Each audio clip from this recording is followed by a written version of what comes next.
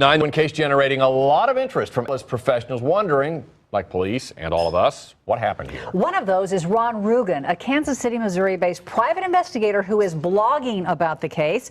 Fox 4's Gia Vang is working for you here with more on this story. Gia?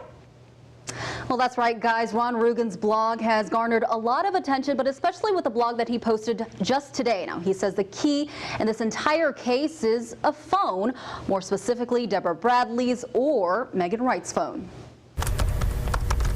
Ron Rugen wrote Monday he knows the key to solving this case, Mom Deborah Bradley's phone, stolen from the Irwin home the night Lisa disappeared and was used to make a call later in the night.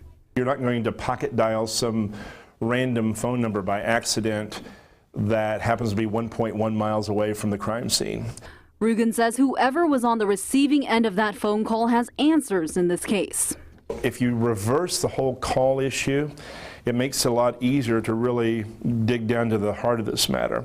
By reverse, Rugen believes rather than trying to determine the multiple people who could have used Bradley's phone, start with what you know. 3 people who either had access to or could have been reached through that phone.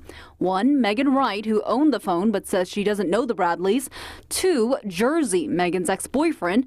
And finally, a man known as Dane Greathouse, who had been reportedly seen using that phone the night Lisa went missing. We're not impugning anything on anybody that we're discussing here. They may have knowledge. Any knowledge, perhaps about the attempts to access Deborah Bradley's voicemail and the internet by way of stolen phone around 3:15 a.m. that same morning, too, Rugen says. It's unusual when you look at the timeline, and even some of the timeline that's disputed. It's unusual that Deborah Bradley, having gone to bed roughly 10:30, if we go with that theory, it's unusual that that 11:57 phone call was made. It's unusual that some attempt to either access the internet or the voicemail at 3:17 and 3:22 were done. Find the answers to the phone and we may all be able to solve this case, Rugen writes.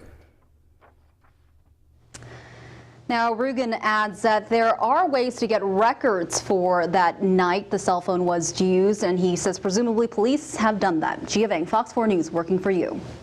It was 7 weeks ago tonight that Lisa Irwin was last seen. Her parents reported her missing to police early on the morning of October 4th. Since then, Lisa turned 1 year old on November 11th. Kansas City police say they are investigating more than 1,000 tips in the search for baby Lisa.